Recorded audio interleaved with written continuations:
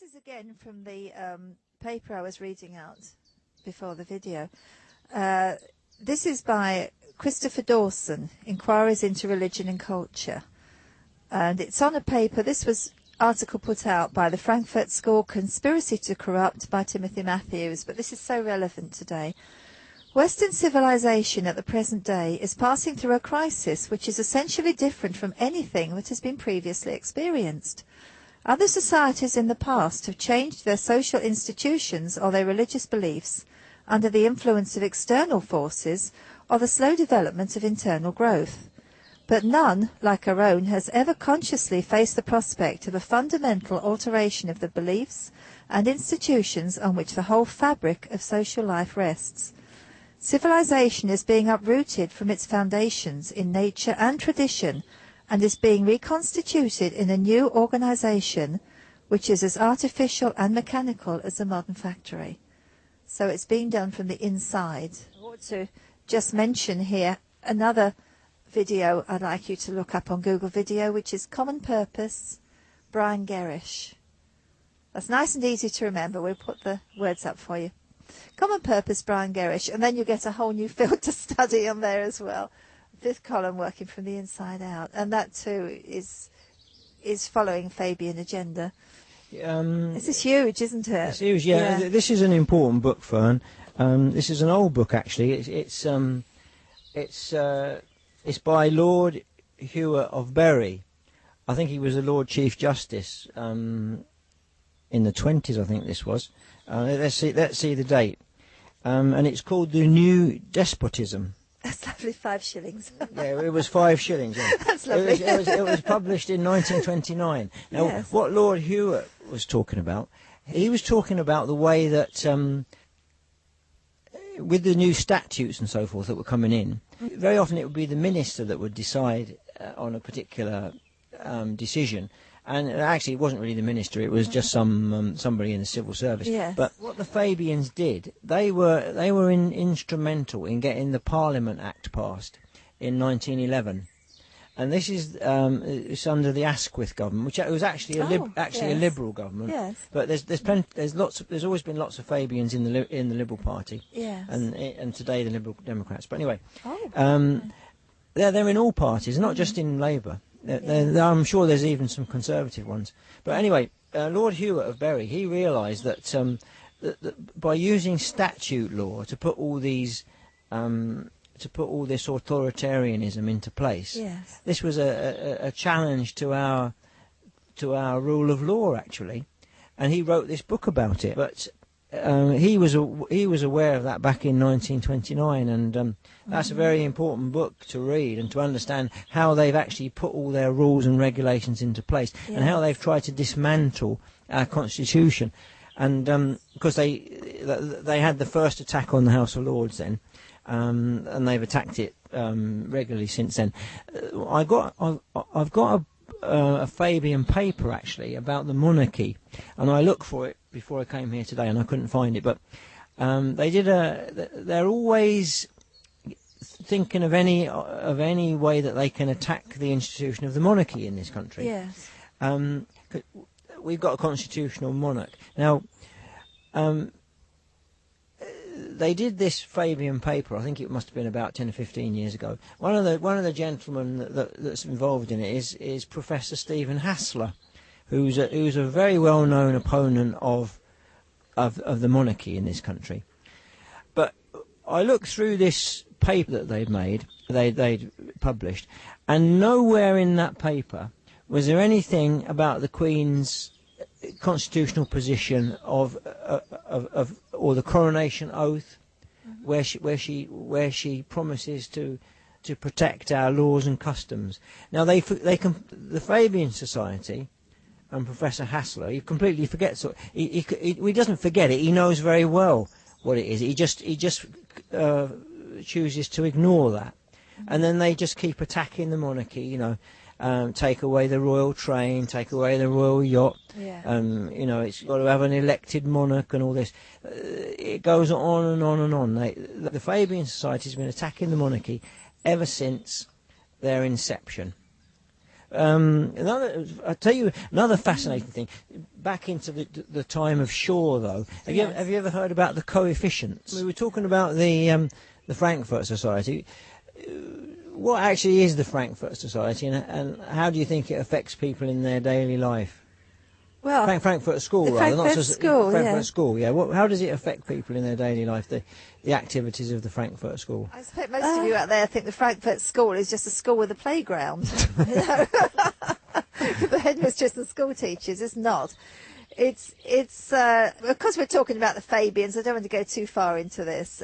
You can look it up. And the Frankfurt School, if you remember what I read out at the beginning of the video, the little list, that is their agenda. And it's virtually word for word the same as the Fabian agenda and, well, some of the other organisations too, isn't it, where they tie up. But the main thing about the Frankfurt School is they're coming at it from the psychopolitics angle. They're doing the psycho stuff. Frankfurt School fun. Yes. In Western Europe, there were various people that realised that communism couldn't actually be achieved in Britain and the Western European countries in the same way that it had been achieved in Russia. So a group of students at the Frankfurt University got together and they decided to work on ways where they could get communism into Western Europe, and the way that they were going to do it, well, which effectively was to break down the established society, and they were doing it with in psychological means, neuro-linguistic programming, stuff like that, and it's about the promotion of communism, which is the same as the Fabian Society, same aim. Talking about how it affects us in our daily lives, it does has an extreme effect on our daily lives. Everybody knows about political correctness. Everyone makes jokes about it. But at the same time as that, many people are afraid of it. For example, you'll get your own child come back from school, and he or she will say something that's obviously very, very tainted by political correctness. We get it all the time. We get it you even get it promoted by the police and everything. So, but what actually is it? It's to get you thinking. It's to stop you from thinking freely, and it's a way of putting your mind in a cage, so you can't think freely, and you can't oppose the imposition of communism, or you're less able to do so. It's mind control. That's what it is. Yeah.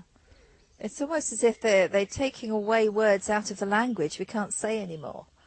And when you take a word out of the language, you haven't got a way of describing it, of talking about it to people, so you don't.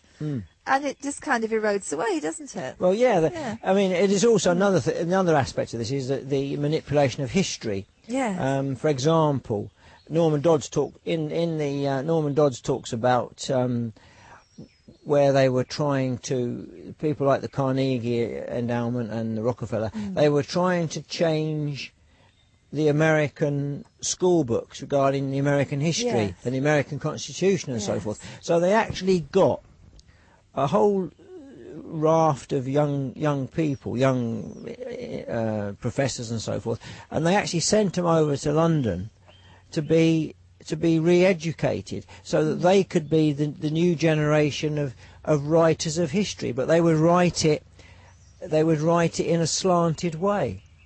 So this is about manipulation of manipulation of people. If you don't know your history, you're under a very, very severe disadvantage, because you can't talk about your natural rights and so forth if you don't know your history, and if it's been messed around with, you're very severely disadvantaged, aren't you?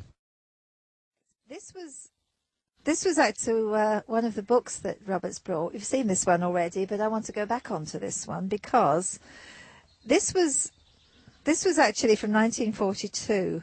You can see sixpence on there. Regional government. So this is not a new idea brought about by Prescott's Office of Deputy Prime Minister at all. And it's not a new idea brought about by the European Union. So exactly what is it? And why have we got this regional government in 1942? Well, it's if you want to drastically change anything, one of the ways of doing it is divide and conquer. So during the wartime, the Fabians occupied they had some important positions in the British government. They decided that they would let Churchill and the Conservatives get on with running the war. They wouldn't interfere, but they were going to get ready for the socialist government in 1945. This is part of their preparation, where this is long-term stuff. This is long-term planning, and they're very, very good at that. Let's give them their credit. They're very, very clever at working on long-term plans. This is what it's all about. Slowly does it, and the regionalism has been promoted all over the world. I'm sure you know in the United States you've got how many regions is it? Was it 6? I can't remember. But it's been regional. Yes. They were talking about cutting the United States up into regions right back in the 30s, and crossing state borders. Yeah, and it comes from the Fabians and their associates in the United States. Yeah.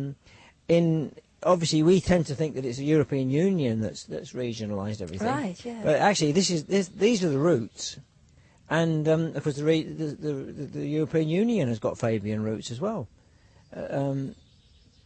It goes back a long, long time. Now, what's very interesting about regional government, as promoted by the Fabian Society, it comes in.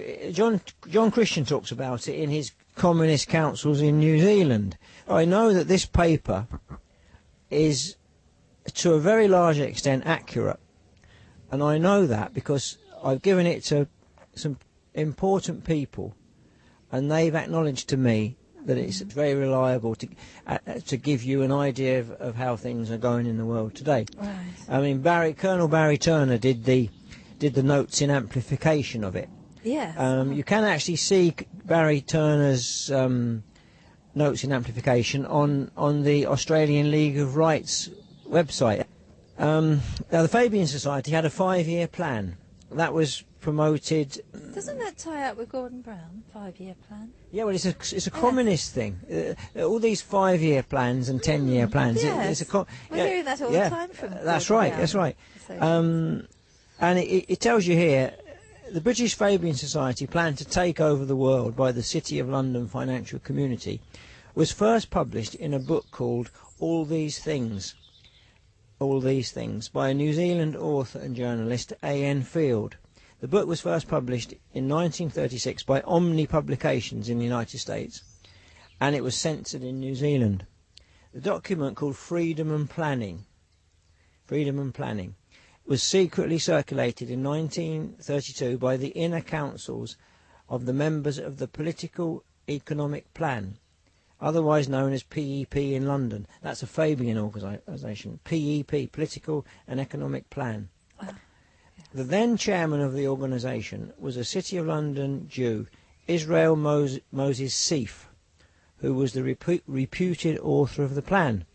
The headquarters of PEP were at 16 Queen Anne's Gate, London. Mr. Seif was also chairman and financier of Marks and Spencer's chain stores, and he was vice president of the British Zionist Society. Centred around the City of London Jewellery's international financiers in the Bank of England subsidiary, called the Bankers Industrial Development Company, the essence of the document, Freedom and Planning, was, and still is, to gradually Sovietise the world based on their 5-year plan, inaugurated in Moscow in 1927-28 in the Soviet Union. Basically, the plan involved the subtle transfer of the entire productive capacity of each country throughout the world into a series of great state-owned departments, which would then be corporatised, then privatised, a City of London corporation, international banks and corporations which they control.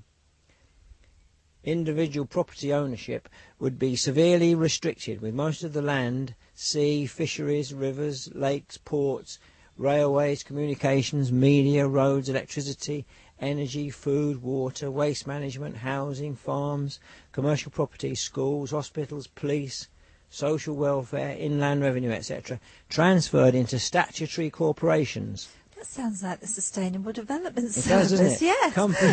Companies or land trusts, which indirectly would be owned by City of London banks.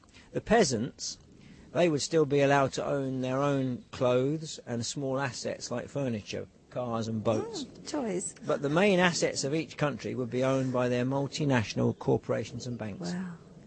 In essence, the City of London Corporation would become the One World Earth Corporation and would privately own the world. Similar to the experiment carried out in the USSR, the whole world would eventually be transferred into a communist United Nations World Soviet Socialist Republic, where each country would be regionalised and ruled through regional councils, through a United Nations dictatorship called a Parliamentary Assembly, which would just be another name for a Soviet Central Committee, and all independent, sovereign national governments would be totally abolished. So you see that ties in, Fern, with this regional government. It does, doesn't it? You Yes. see. Yes. 1942. 1942. They were 1942. talking about that, yeah. That's right. Yes. Talking about abolishing national sovereignty, there's quite an important one here. This is a quotation from Arnold Toynbee. Arnold Toynbee was a Fabian, and he was co-originator of the Royal Institute of International Affairs. Ah. Well, that's Chatham House. So, right. That's another side road, isn't it? That ties up with Tavistock and Frankfurt School. Well, he tells you straight here. He went to a meeting in Copenhagen in 1931. Yeah. I mean, it's not concealed. They're quite open about it. Mm-hmm. If this is what Toynbee says, if we are frank with ourselves, we shall admit that we are engaged on a deliberate and sustained and concentrated effort to impose limitations upon the sovereignty and independence of the 50 or 60 local independent states which at present partition the habitable surface of the earth and divide the political allegiance of mankind. So that's Toynbee speaking, Royal Institute of International Affairs. That just reminded me of another thing. Yes. Now, the Royal Institute of International Affairs was started 1919, I think, just after the First World War. Now, I was checking up a gentleman called Sir Henry Martin. He was the Vice-Chancellor of Eton College, Yes. which is just across the River Thames, from Windsor Castle. Now, Sir Henry Martin, he was actually the Queen Elizabeth and Queen Margaret's tutor. Oh, really? On the history Yes. and constitution of this country. Now, I've done a little bit of digging around on Sir Henry Martin, and I don't know that he was a Fabian. I can't even say that he was or not, but I've got no proof of that. But I do know that he was a member of the Royal Institute of International Affairs from at least 1921. And right up until his death. And I also do know that there's a considerable overlap between the membership of Chatham House, which is Royal Institute of International Affairs, and the Fabian Society. There's quite an overlap there. Right. So there's a good. So you can guarantee that Martin would have known Toynbee, and Martin was the man that taught our Queen the Constitution and the history. Now, lots of people, lots of campaigners concerned about our Queen. They say, well, she made the promise in 1952 to safeguard our laws and customs, and plainly she hasn't done it because she's signed all the European Union treaties. Yes.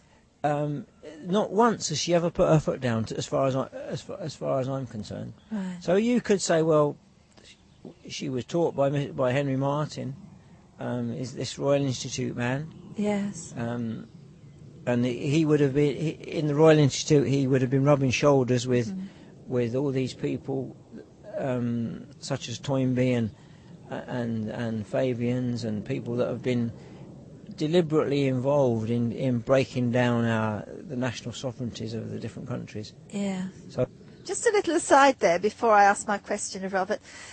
For the American viewers out there, I just want to point out the Royal Institute for International Affairs is a sister organisation of the Council on Foreign Relations.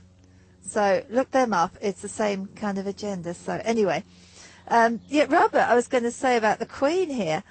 It's very, very hard for us Brits, isn't it, to take in that the Queen is anything but benevolent to a country. She's such a wonderful, respected lady here. Well, she's meant to be our final safeguard of our freedoms and customs and our laws, isn't she? So, the problem is she uttered this oath at her coronation.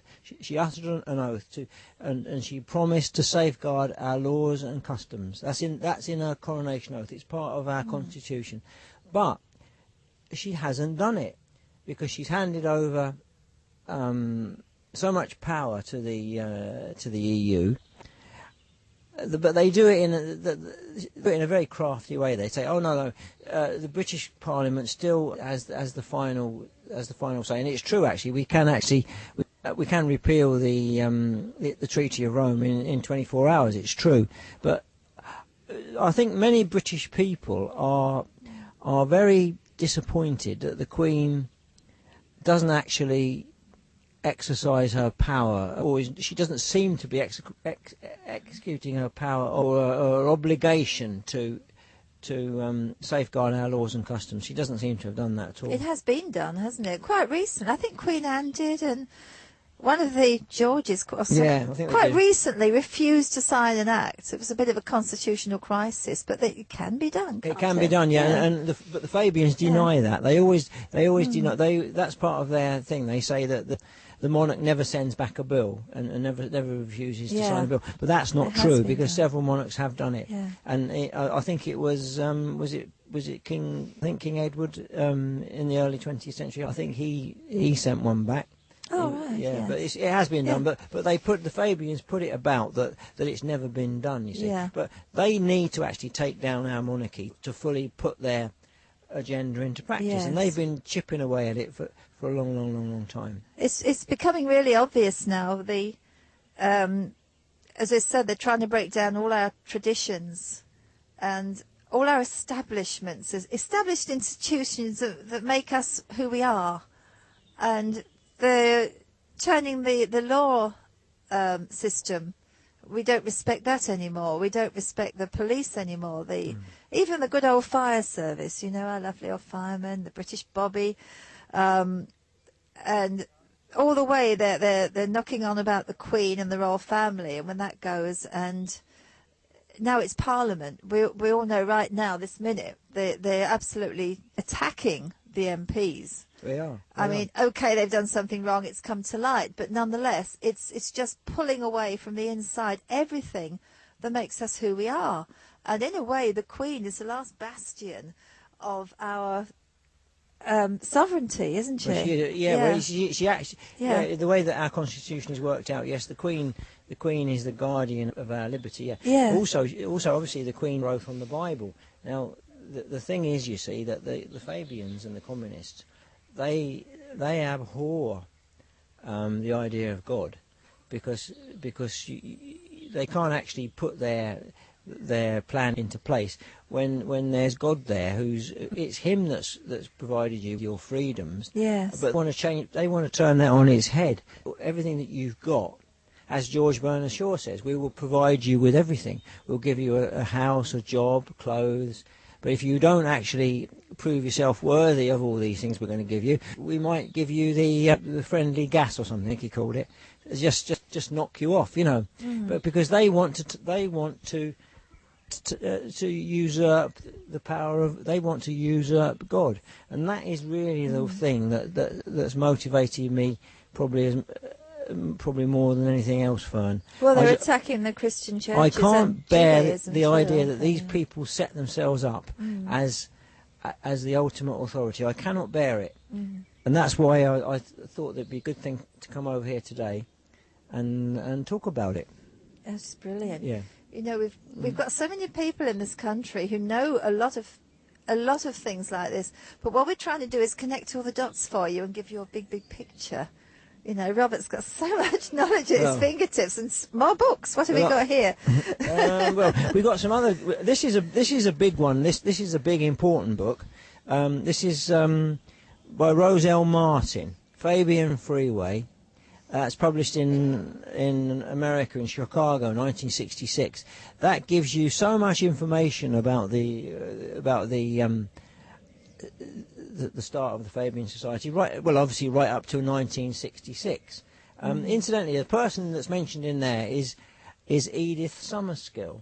Oh. Now, Edith Summerskill. Yes. So let's bring this right up to date. Yeah. Edith Summerskill is the grandmother of Ben Summerskill, who's the main light in Stonewall, the lesbian, gay, bisexual, and was it transsexual group that pushes for promotion of their rights. Oh, really? Yeah. Yes. Now, so they have Fabian connections. oh yeah, too. yeah. His grandmother was Baroness Summerskill, and she was a stalwart of the Fabian Society. And isn't it interesting that Ben Summerskill has now been co-opted onto the Fabian executive? Oh, really? He's on it. But the other interesting thing is that there are various there's certain groups, and there's one group that I was checking up the other day called Gay Mafia Watch. And these are a group of homosexuals and lesbians and bisexuals and transsexuals. They're a group of such people who've said, hang on a minute, we're fed up with being manipulated by the likes of Summerskill, Ben Summerskill, and his organisation, Stonewall. He said, in other words, Summerskill was with their crafty political manoeuvrings, they've tried to use those people, those homosexual people, gay people, and so forth. They've tried to use them, and some of them have cottoned onto it. They've twigged it, and now they're saying no. We've had enough. So they're being used for political purposes. Yes. And of course, this Gay Mafia Watch, they go into the meaning of the word Stonewall, and it turns out that Stonewall wasn't this club in New York where there was a riot in the 60s. It was the nickname of a man called Claiborne, who was in the American Civil War. He was actually you think he was a homosexual himself, but he wanted to use the freed black prisoners on behalf of the British forces, you see. But anyway, you can read it, you can check it out if you want. Anyway, I haven't gone into that stuff about Claiborne actually myself, but I know that those people are being manipulated, and some of them are getting fed up with it. Yes, and Stonewall is a Fabian front. Right. Yeah. They've got fingers in all the pies, haven't they? They're up to everything. So many fronts. They're up to everything. They're up to all the modern communications. They're on They're up to Twitter and Facebook and all the stuff all the modern stuff. Yes. They're right bang up to the minute. And but they're still pushing the same old agenda. And Gordon Brown. Yeah, well, because he is, yeah. Yeah. Of course, Brown is Big Fabian, big Fabian, yeah. Incidentally, when the Attlee government got in after Churchill was kicked out in 1945, they made a complete mess of everything. We had food rationing for, I forget, 4, 5, 6 years after the war finished. Yes. You could only have 1.5 eggs a week, even 4 or 5 years after the war finished.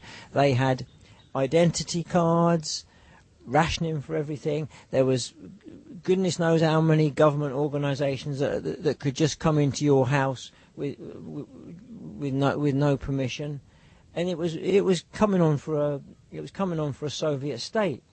That was the Fabian government, and they actually propped that up with money from the United States.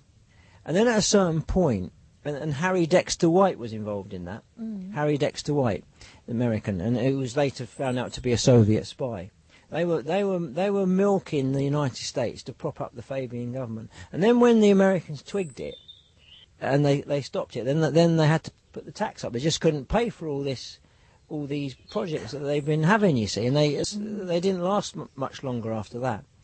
But they're economically, of course, they're a washout. In actual fact, that's quite. If you go on to Lyndon LaRouche's website, now we don't agree with everything Lyndon LaRouche says, but he's extremely well informed on many things, and he's done an awful lot of research. He's a learned man, although he's got very, very distinct opinions on things. Yes. He says here, Fabianism is among the principal expressions of that systemic moral corruption which has been employed as a weapon of psychological warfare to render nations and their peoples increasingly stupefied morally as much as intellectually, and also less and less productive per capita and per square kilometre. I always found something a bit incongruous with Mr. LaRouche, because I could never quite understand how he's enthusiastic for Franklin D. Roosevelt and his government, what he did and so forth, and yet Franklin D. Roosevelt had Fabians all around him in his government. He did, yes, he did, yeah. And I could never quite figure that out. And I sent a message to Mr. LaRouche and asked him that question. You know, why is it that you promote Franklin D. Roosevelt so much? You know, when he obviously had some Fabian, he had Fabian people round him, advising him and so forth, like Frankfurt, like Judge Frankfurter, you know, people like him. Mm-hmm. And he wrote back and he said to me, well, he said the reason, he said, but Franklin D. Roosevelt always did everything strictly to the American Constitution, so therefore that was all right as far as he was concerned. But I was always a bit worried about it. It seemed to not quite fit in for me.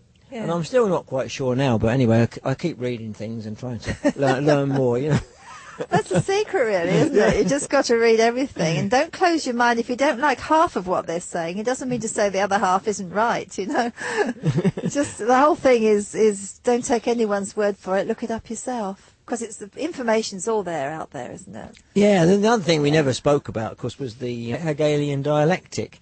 George Bernard Shaw and Sidney Webb, they pioneered the use of that, which is in debate, which is where you put forward a thesis, then there's a reaction to it, and out of that reaction comes the synthesis. Oh, that's problem, reaction, solution. Yeah, that's right. David Icke. Yeah. You put it really good. So Bernard Shaw and Sidney Webb, they pioneered that, and of course.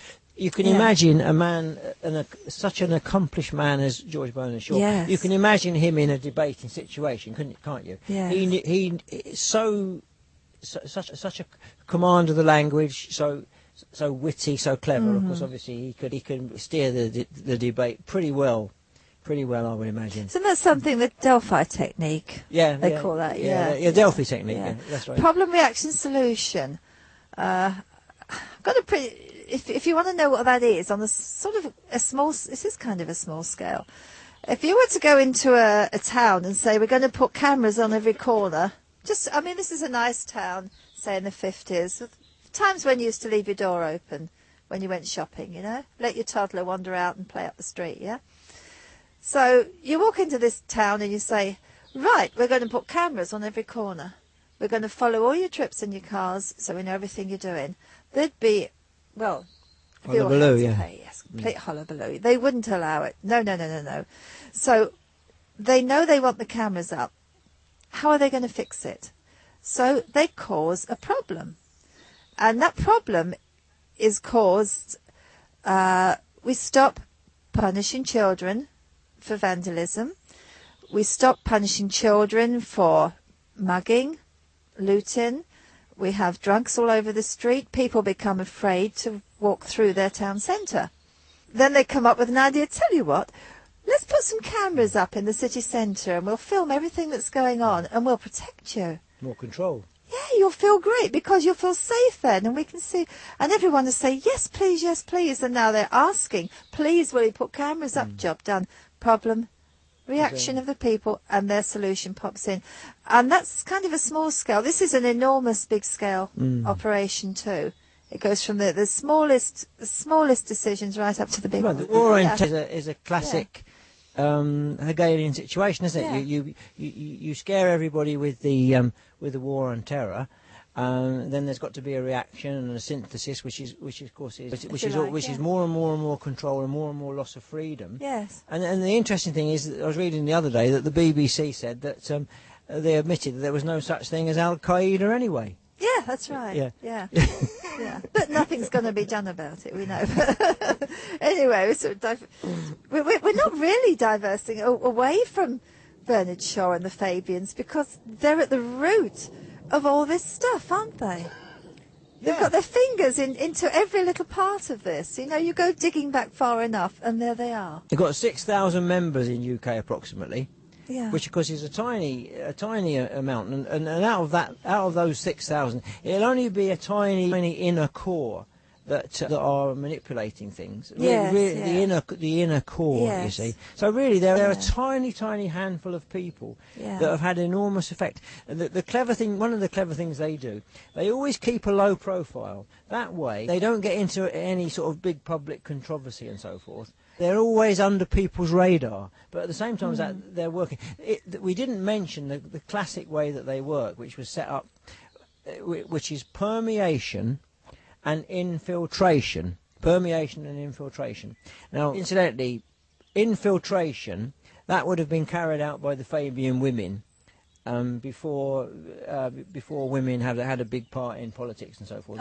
They would be talking to influential people in the drawing rooms and influencing them and all this. Yes, infiltration, getting into every type of organisation and influencing it from within. Well, no matter what it is, Conservative Party. That would be women's organisations, feminist anything you like, Women's Institute, family planning stuff, anything. The other thing is permeation is also today is known as consensus. It's the same thing. So whenever you see the word consensus, we're seeking a consensus on this. That's the Fabian way. Got to get a consensus, because you can always get a consensus on something. I mean, if I'm your utter enemy, and I can't stand you or anything to do with you, there's always some little thing where I can make common cause with you. Yes. Something, you know. Yes. Even if we say, well, the road that runs from your country to mine, yes, we've got to have a joint committee to look after it. Yeah, all right, we'll make common cause on that. So they always find some little thing to make common cause on. Obviously, the environment is a big thing. Oh yes. So that's a perfect thing for them to do it. You see. Yeah, and that's pulled a lot of other groups in together, all working with them, hasn't it? Yeah, absolutely. Yes. Absolutely. This is something I'd like you to see now. The inside cover of this book, the Fabian window. And we have to remember for a minute, Gordon Brown recently coming out, and he's talking about the New World Order. It's a sort of a buzzword these days. Well, here it is. The New World Order. So I'm just going to ask Robert to tell us quickly what this one's about, and then he's going to sum up for us what we've been talking about today, and I hope we can send you off with some really good information to go and investigate for yourselves. Thank you, Robert. This is written by Dennis Cuddy, PhD. He was in the United States Education Service for many years. He knows the way that education was managed and manipulated in the United States, going right back to the time of John Dewey. In that booklet, he gives you a history of socialism. But he goes back much before that. He goes back to French Revolution, and he goes back to Saint Simon, who's an important figure in the 19th century, and takes it really from an American angle, which is important. Obviously it's important because he is an American, but it's a jolly interesting and very informative book, that one. And Dennis Cuddy, he goes on to Radio Liberty in California very frequently. That's www.radioliberty.com, and he's frequently being interviewed on Radio Liberty with Dr. Stan. He's on the American website as well, News with Views. I expect you've seen that one, Fern, haven't you? News with Views. Yeah, we can get all these, go on the internet for the radio station too, can't we? Yeah. He's a very knowledgeable man, Dennis Cuddy. Yeah. So it's important to read some of the things that he puts up. Right. I think that I think it's appalling, actually, that a tiny group of people who know how to manipulate the masses have had so much influence over the last 100 years or so. I find it unbearable that they should have been up to all these pranks for all this time, but pranks that have changed everyone's life. And I do think the only way we can try to change things is to educate them, because Fabians always went in for what they called education. It comes into their literature so much education, but what they consider to be education and research is their other word. But you can guarantee whenever you see Fabian education and Fabian research, it's always twisted to fit in with their aims. And what we can do is to learn about what they've been up to, and be very, very conscious of it, and tell other people about it, because they've had it their own way for too long. You're right. We've got to fight back. We have got to fight back. There's millions of us, and there's only a few of them. So go back to the list that I read you out at the beginning. The Fabian agenda. On the go, now as we speak. The creation of racism offences, continual change to create confusion, the teaching of sex and homosexuality to children, the undermining of schools and teachers' authority, huge immigration to destroy identity,